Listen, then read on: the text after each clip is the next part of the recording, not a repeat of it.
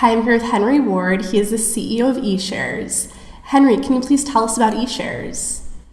Sure. We started the company a year ago in 2012.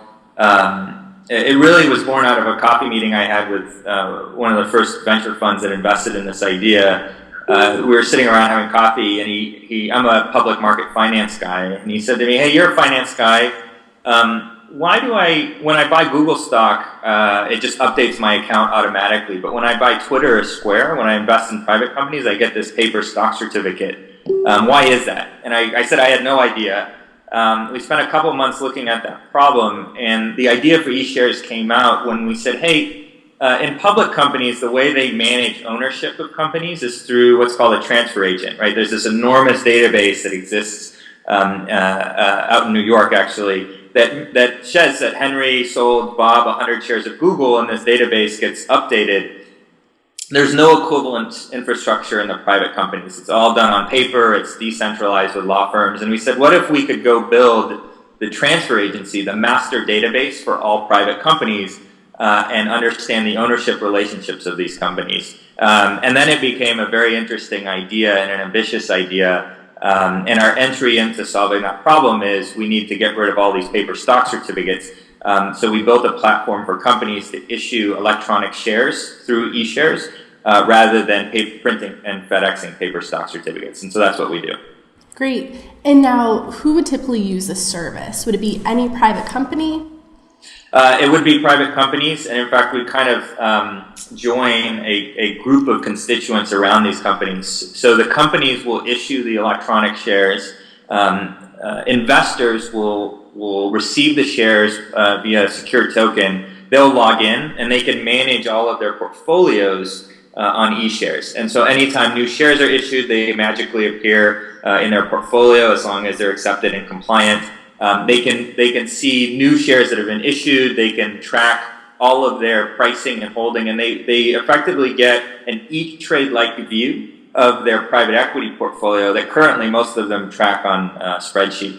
We also issue electronic options to employees, so employees can receive stock options that they then see a portfolio of all the options that they hold with their company, as well as any options or shares that they've held with previous companies. And since we're the transfer agent, we can clear transactions for them. So if they're trying to exercise options, they just click a button on eShares and we exercise it for them. Great. And now, how does the cost differ versus having a printed stock certificate and having it done online? It can be quite large. Typically, law firms will charge $300 to $500 an hour just to process the paper stock certificate and then FedEx it. We typically estimate roughly it costs about $150 to $200 per certificate to get these issued. On eShares, it's free. Where we make our money is on options. There's just much larger volume on options, so we charge $20 per grant for companies to issue employee stock options. Okay, great. And Henry, tell us how you're disrupting the venture capital and angel investing structure. So a lot of venture capital and angel investing is really done through kind of word of mouth, and there's all these new sites like AngelList and Gus that are coming up to help find deal flow, but all of the infrastructure is managed on paper. So you do Series C documents, you manually put in stock certificates, you do board approval and manually put in paper option grants. So none of the infrastructure exists to support this incredible demand that's being created by the new crowdfunding rules and new private company investment activity. And so where we try to fit into that ecosystem is really build the back-end infrastructure. So, when you buy Google stock, it costs you $7 on TradeKing or Fidelity.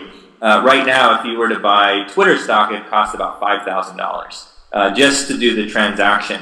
I don't know that we'll get those pricings down to $7 to do a primary or secondary issuance of private company shares, but we certainly want to get it down to hundreds of dollars rather than thousands of dollars. Wonderful. And Henry, I have one last question for you. Tell us what your future plans are for eShares.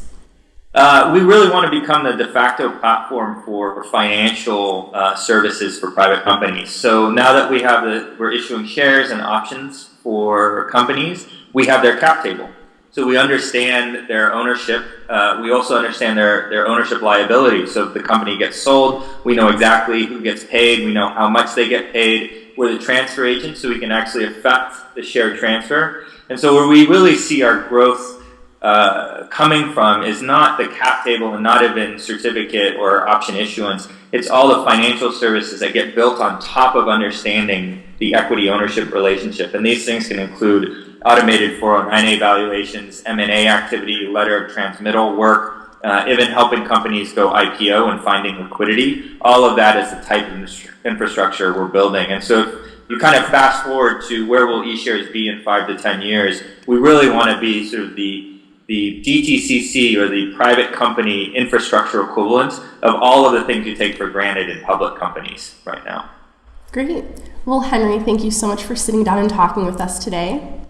Thank you. And if you're interested in learning more and connecting with Henry, go to fundology.com.